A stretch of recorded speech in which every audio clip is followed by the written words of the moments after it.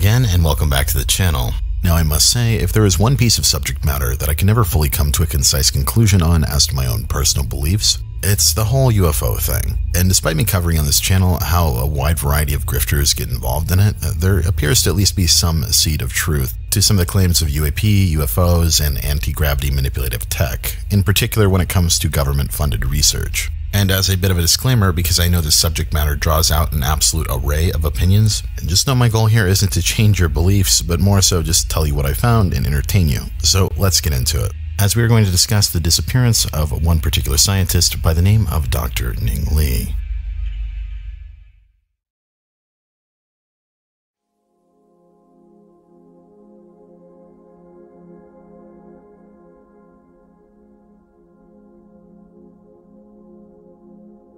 Now this story obviously begins with one particular physicist by the name of Dr. Ning Li, who was working at the Center for Space Plasma and Aeronomic Research and the University of Alabama Huntsville in the 1990s. Ning Li's main claim to fame here seemed to come from a variety of her peer-reviewed papers that she published during this time, in which a theory of hers predicted a practical way to create an anti-gravity effect. I think the theory already hold there, they published it through the review process.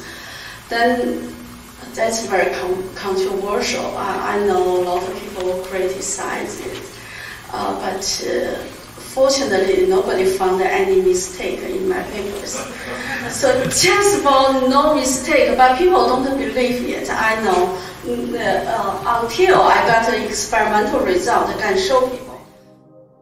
And before I try to explain any of her research, I want to make clear that when I'm referring to anti-gravity, I'm essentially referring to gravity manipulation, as gravity is a fundamental force of nature. And in regards to Ning Li's research, the core idea included in her papers seemed to stem from one core concept, that being things called superconductors, which are essentially a substance that can conduct electricity with no resistance, meaning that no energy is lost from point A to point B. Now, generally the state of superconductivity is achieved when a substance cools to a particular critical temperature, and generally one of the cooler side effects, no pun intended, for achieving this critical temperature is the expulsion of the substance's magnetic field, and that's what you're witnessing right now. Now, this is obviously one example from a broad, sweeping concept that could be applied to the future of superconductors. And as you can imagine, having incredibly efficient electricity would be highly useful for a number of reasons beyond just the gravitomagnetic effect. But on that same note, one of the main problems with superconductors is that you need incredibly cold temperatures to achieve this. This has led to an interest in high-temperature superconductors, which is actually referring to substances that superconduct above negative 196 Celsius. And realistically, for these things to probably change our day-to-day lives, such as the ever-so-elusive hoverboard, there's definitely going to be a need for a room temperature superconductor, which has yet to be discovered yet. And while I will note last year the first room temperature superconductor was found, the only problem with it is that it only existed under extreme levels of pressure, making it really unusable for the average person. But all of that being said, where Dr. Ning Li fits into this is her creation and claim that a high-temperature superconducting disk that she was developing could essentially create a force field-like effect. The first notable paper here was Effects of Gravitomagnetic Field on Pure Superconductors, and it was published in 1991. A year later, she would publish another paper by the name of Gravitational Effects on the Magnetic Attenuation of Superconductors, and in a subsequent paper just a year later called Gravitoelectric Electric Coupling via Superconductivity was also peer-reviewed and published. Now, I'm not a physics channel, but I will include links to these papers that you can check out for yourself. But to summarize Ning Li's theory, she essentially noted that rotating ions spinning in a perpendicular field to their spin axis would create an anti-gravity effect if a large number of ions could be aligned in something called a Bose-Einstein condensate, which is essentially an exotic state of matter in which all of the atoms act as one, where she theorized that this alignment may be possible by trapping superconductor ions in a lattice structure in a high-temperature superconducting disk, which in turn led to the development of a 12-inch prototype that you saw in the picture earlier.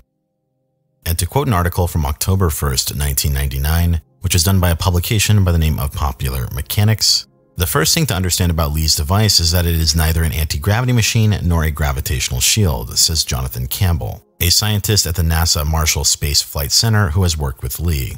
It does not modify gravity, rather it produces a gravity-like field that may be either attractive or repulsive. Li describes her device as a method of generating a never-before-seen force field that acts in a way that is similar to gravity. Since it may be either repulsive or attractive, she calls it AC gravity. It adds to or counteracts or redirects gravity, explains Larry Smalley, the former chairman of the University of Alabama at Huntsville, UAH Physics Department. And it's also worth noting, for her device to work, it would require one other component, that being a rotating motor for the individual ions. As the next section read, although Li's theory has passed through scientific quality control process called peer review, and a high-temperature superconducting disk has been constructed, important technical unknowns remain. This summer, Li left UAH. She and several colleagues are striking out on their own to commercialize devices based on her theory and a proprietary high-temperature superconducting disk fabrication technique. Li's next step is to raise the several $million needed to build the induction motor that individually spins the ions in the high-temperature superconducting disk. It will take at least 2 years to simulate the machine on a computer, says Smalley, who plans to join Li's as yet unnamed company after he retires from UAH. And it's worth noting in the final statement given by Li in this article, she states, investors want control over the technology. She says, this is too important. It should belong to all the American people. Now, with all that being said, I am not a physics channel, and I can't really comment on the paper herself or her experimental results that she claimed to observe in and around this time. But what is worth noting are the mysterious events that surround her research thereafter. Now, later in May of 2003 is the last time I could find any further paper trail regarding Ning Li, as she completely disappears after this point in time. She apparently gave a talk on measuring AC gravity at a MITRE-sponsored conference on high-frequency gravitational waves, seeming to indicate that she was still studying AC gravity at this point in time. Now, in case you're unfamiliar with the MITRE Corporation, they manage federally funded research and development. And in the case of Ning Li giving a talk at this conference, it's also worth noting that she appeared to be giving a talk alongside another person from U.S. Army Aviation and Missile Command from Redstone Arsenal. But apparently sometime after this particular conference, she would disappear, with her last known correspondence being an email stating that she had observed an 11 kilowatt output effect of AC gravity. Is this amount a lot? Is this amount a little? I have no idea, and nobody else seems to know either. Now, according to email correspondence from a man by the name of Tim Ventura, who seems to be a journalist in this whole anti-gravity propulsion exotic technology sector, he seems to have interviewed a lot of the people involved with this space, one of which being Podklanov, and in another email in 2004, Podklanov seems to claim that she was working for the Department of Defense, and that she could simply not discuss her work. Now, assuming this is true, what is rather ominous is another mention I found of her from another physicist by the name of Jack Sarfati, who in just a seemingly casual conversation talking about Podklanov and other things like that, he brings up Ning Li, and I'll play that for you right now. At least a new possibility. Is this related to in any way these spinning superconductor experiments? The Podklanov? Yeah. That subject came up. Yes, it may be related to that. A couple other recent papers that just came out about spinning superconducting disks. Yes, yeah, it's related to that, and that subject was discussed at length at one of the meetings I attended. But that's a whole. Well, NASA was working on that, weren't they? Down at. Well, they never really did, but they didn't have much money. Whatever became of that? They didn't have enough money, and also one of the key. The breakthrough propulsion physics. Yes, yeah, they didn't have much money, and it was mismanaged. Okay, so they were underfunded. But we had more money than they did, and which so obviously this may be done. This could be done in the private sector. Yeah. Okay. No. One thing that did come up, and this is very important from a national security political point of view, one of the key scientists in this electrogravitic superconductivity sort of stuff is a Chinese woman named Ning Li, and she has disappeared, allegedly going back to China, and our intelligence agencies do have very good information. Wasn't she working at NASA? She was working at NASA, Redstone Arsenal, and but she disappeared for several years. The people at the Pentagon who were in touch with her cannot reach her anymore. She is allegedly back in China, and the Chinese, Red Chinese, are putting a lot of money into these exotic projects. Okay, so they're taking this quite seriously then. Yeah, and that's why our intelligence guys are very interested, because it looks as though the Chinese, who own a lot of America now because of the loans and all that, with the dollar shrinking, that the most likely people to develop the first real anti-gravity UFO sort of propulsion technology are the Red Chinese and possibly the Russians. Yeah.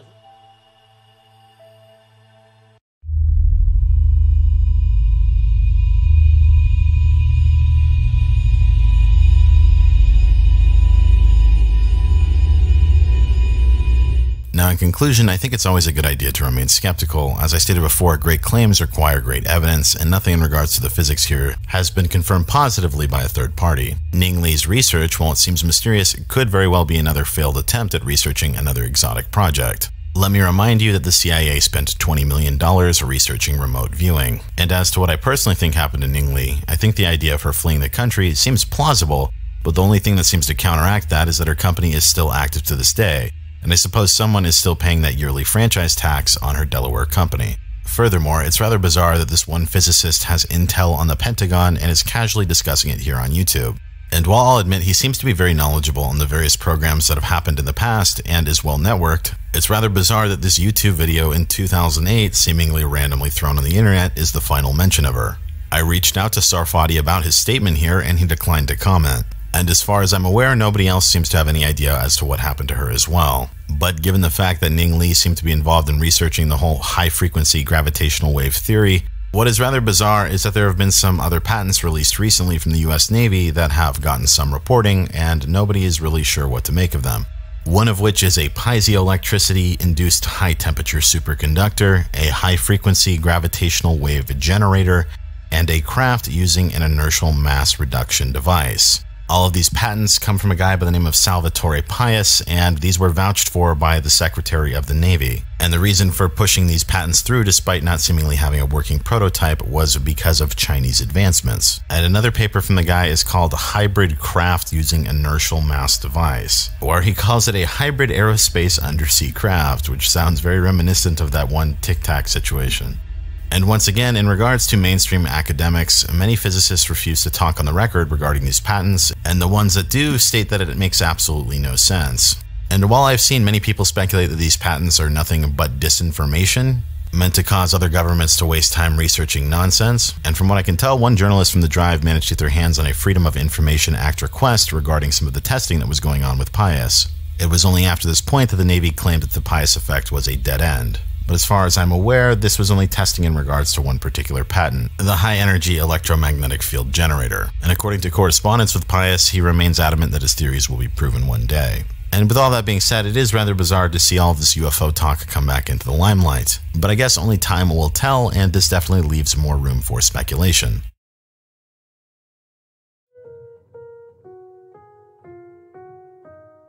Now, this is going to sound crazy, but there is actual evidence to suggest that the US military was experimenting with anti-gravity technology starting in the early 2000s and continuing until at least the mid-2010s. Strap on your tinfoil hats because I want to talk to you about the anti-gravity research of Chinese-American physicist Ning Li and her work with the US Army out of the Redstone Arsenal. This is, hands down, the strangest story I've ever discussed on this platform. Because, you see, not long after Dr. Ning Li signed a contract with the US military to move her anti-gravity research out of the realm of the theoretical and into practical experimentation, she disappeared, creating what's become among the most pervasive mysteries in modern internet history. Let's talk about the enigmatic anti-gravity research and the disappearance of Ning Li. I'm Alex Hollings, and this is a pretty weird episode of Air Power.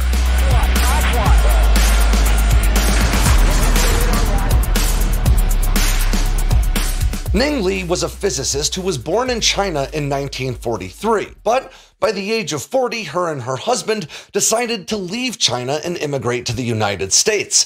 In 1983, she found her way to Huntsville, Alabama. Now, Alabama may seem like an unusual choice for a physicist, but in truth, Huntsville, Alabama has a long and storied history of being at the forefront of space and military technologies. In the days following World War II, the U.S. Army's Redstone Arsenal out of Huntsville, Alabama became the centerpiece of ongoing experimentation with recovered German V-2 rockets that would go on to become the basis for both American space programs and ballistic missile efforts. And today, Huntsville is still the centerpiece of numerous ongoing technological efforts, with numerous research facilities throughout the city limits established by the University of Alabama and the Department of Defense, not to mention more than a dozen aerospace contractors with offices inside Huntsville, including Lockheed Martin, Northrop Grumman, Boeing, General Atomics, and more. Put simply, Huntsville, Alabama is where a great deal of groundbreaking research is done,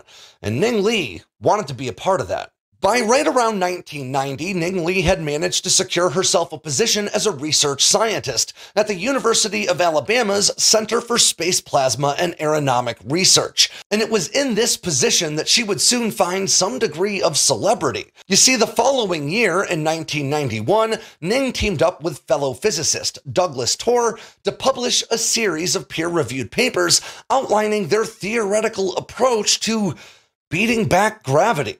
In these controversial papers, Ning and Tor described their theoretical approach to what they called a, quote, practical anti-gravity effect. Now, in this context, practical doesn't necessarily mean something that would work well right out of the box, but rather something that, based on their theory, could be done outside of laboratory settings, and as such, would have really practical use cases. Now, unsurprisingly, their theory reads as fairly complex to a layman like me, outlining how through the intentional rotation of ions, they could create a gravimetric field perpendicular to the axis of the ion's spin. And by aligning those rotating ions properly into a lattice they call a Bose-Einstein condensate, you could produce a strong repulsive force that could, in theory, counteract gravity. Now, it's important to remind you here that while these papers were written by respected physicists and were published by respected journals, after going through the peer review process,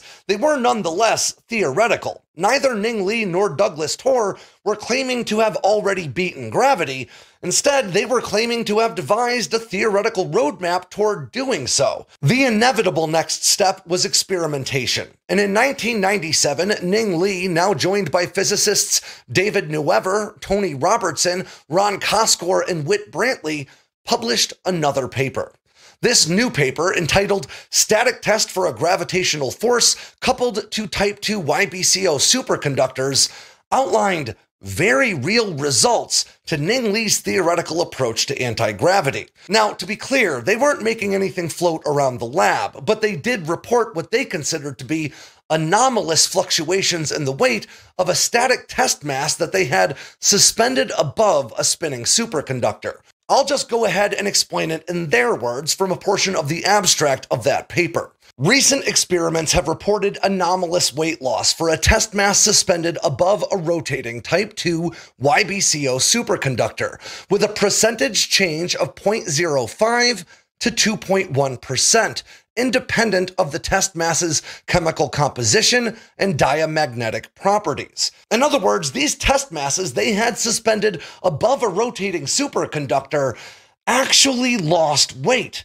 Not much weight, mind you, just 0.05 to 2.1% of its own overall weight, but nonetheless, that's pretty incredible stuff. And by stuff, I mean legitimate scientific research with actually substantiated evidence to suggest that this process really could reduce gravity's pull on an object. Now, within just 2 years of this paper being published, Ning Li decided to leave the University of Alabama and strike out on her own, establishing a new business called AC Gravity LLC. Now, I know that in the Alabama Secretary of State business entity records for AC Gravity LLC, which I'm likely showing on screen right now, you may note that the entity type for this company is listed as a foreign limited liability corporation. Now, that caught my attention too, but it's important to know that in the context of American corporate law, a foreign LLC just means that this company conducts business in states outside of the one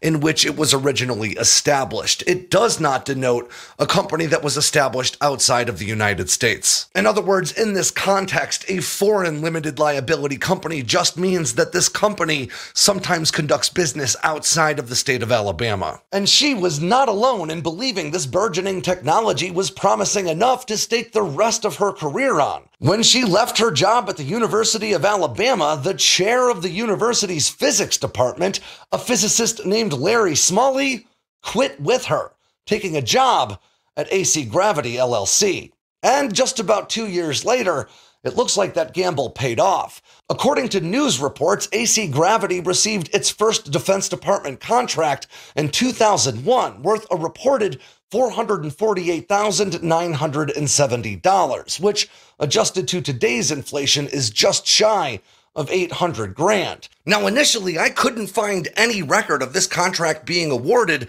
other than Freedom of Information Act requests that were filed after Dr. Ning Li disappeared. But then I stumbled across the Department of Defense annual report on cooperative agreements and other transactions entered into during fiscal year 2001. And as boring as that may sound, I hit the jackpot. On page 64 of this report, we can find a program entitled Gravito Electromagnetic Superconductivity Experiment that goes on to outline the contract awarded to AC Gravity by the U.S. Army Aviation and Missile Command. I'm going to go ahead and read you a direct passage from this document from the section with the heading, Extent to which this cooperative agreement or other transaction has contributed to the broadening of the technology and industrial base available for meeting Department of Defense needs. Quote, this other transaction will allow the principal researcher, Dr. Li, to attempt experimental confirmation of a theoretical model of forces generated by Type II semiconductors and the possibility of generating and controlling significant gravitational forces via this new theory. If successful, the payoff would be enormous, i.e., the ability to generate gravitational forces artificially would allow for new forms of propulsion, new ways of controlling missiles and gun-launched munitions, the lowering of the weight of heavy vehicles, i.e., making a 70-ton tank appear to weigh much less, and the potential of deflecting or countering the guidance systems of missiles which rely on inertial guidance, like theater or intercontinental ballistic missiles. If unsuccessful, this avenue can be eliminated from future efforts and would put to rest the controversy surrounding these theories. You see, that contract was reportedly good for a year, concluding in 2002, and the last time anyone in the academic world got a good look at Ning Li or her research was a year after that, in 2003, when she attended a MITRE conference. Now, MITRE is an organization that manages federally funded research efforts, and Ning Li not only attended this conference, but she gave a presentation entitled The Measurability of AC Gravity Fields. And maybe even more interesting than that, she was joined on stage in this presentation by one of her colleagues, a U.S. Army officer from the Redstone Arsenal reportedly assigned to the U.S. Army's Aviation and Missile Command. Now, that means pretty unequivocally that more than a year after the conclusion of that initial contract, Ning Li was still working with the DoD. But then, Ning Li just fell off the academic radar. She stopped publishing papers, stopped making public appearances, and before long, people began to wonder if this promising physicist who seemed to have unlocked the secret to anti-gravity had gone missing.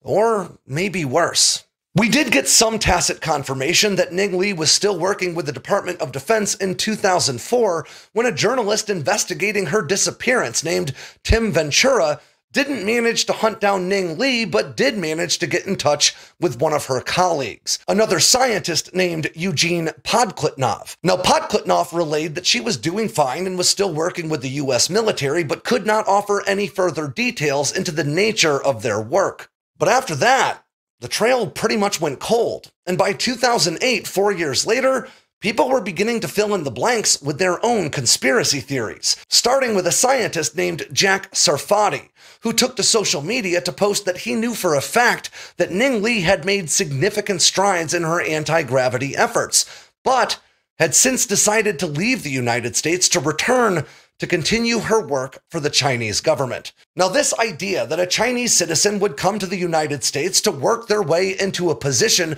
helping to develop advanced military technologies for the US government, only to leave and take those technologies back to China with them, very quickly started making the rounds online because, well, It's pretty believable. And this idea got another boost in traction from the UAP UFO community because of the nature of her work. But I can say pretty conclusively that based on my research, this never happened. In fact, Ning Li lived in Huntsville, Alabama until the day she died in 2021. In July of 2023, a journalist named Noah Logan, working for the Huntsville Business Journal, decided to see if he could get to the bottom of the disappearance of Ning Li after watching an excellent video about the topic published on the YouTube channel Barely Sociable. I highly recommend that video. I'll include a link to it in the description below. Now, Logan's research very quickly brought him to the same conclusion that mine did. An obituary for one Dr. Ning Li, published on July 27th of 2021 by the Berry Hill Funeral Home out of Huntsville, Alabama. And this is definitely the Dr. Ning Li that we're looking for. The obituary states very clearly that Ning Li was, quote, one of the world's leading scientists in superconductivity anti-gravity. But the obituary offered very little else in the way of details, except for the name of Ning Li's son, George Men, who still lived in the Huntsville area. Logan soon managed to get a hold of George Men and put at least part of this mystery to bed. We now know that Dr. Ning Li continued her work with the U.S. Department of Defense for the remainder of her life. In fact, at one point, her son even asked her about the secrecy related to her work, and she gave him an excellent answer. I'll quote him directly here.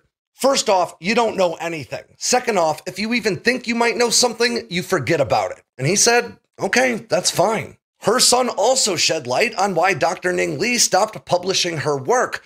According to him, once she started working with the Department of Defense and secured her top secret security clearance, she began working on classified programs and was no longer allowed to publish her findings, which Dr. Ning Li seemed to not like very much. She loved publishing her work. And we also learned that there was at least a kernel of truth to the idea that the Chinese government wanted Ning Li to continue her research in China. According to her son, CCP officials visited Ning Li at her home in 2008, asking her to leave the United States to return to China to continue her work there. Ning Li rejected the offer, and as a result, the Chinese government barred her from entering the country to attend her mother's funeral. Unfortunately, Ning Li's story has a tragic end. She continued her work for the U.S. military at Redstone Arsenal and on the University of Alabama campus until 2014, when she was walking with her husband and she was struck by a car. Her husband, who wasn't hit, was so shocked by what he saw that he had a heart attack and passed away. Ning Li herself suffered brain damage, which was later compounded by Alzheimer's disease, and she spent the remaining 6 years of her life bedridden and being taken care of by her son. She ultimately passed away in his care in 2021. Of course, the real mystery here, how far along Ning Li got in her anti-gravity efforts and whether or not her theoretical models ever proved to be truly effective, remains a mystery, and likely will be for some time to come. To tell you the truth, I don't even know what to make of her publicly available research. I just lack the technical competency required to really assess how realistic it might be. But the one thing I do know is that Dr. Ning Li was no quack. She was not a pseudoscientist. She wasn't chasing fame or even a paycheck. This woman immigrated to the United States at 40 years old and dedicated the following decades to research and development of new technologies to benefit the United States government and military. And while I can't say whether or not Ning Li ever did manage to unlock the secrets to anti-gravity, I can say that the pervasive narrative surrounding her name that you can find all over the place online, that this woman snuck into the US to steal American secrets only to bring them back to China, is wildly inaccurate. Ning Li may not have been born in the US, but that woman was a patriot. And to call her anything but that is not only inaccurate, it's pretty crappy too. And as for whether or not anti-gravity is real, I don't know, you guys tell me. And with that ends this very weird edition of Sandbox News. I'm Alex Hollings.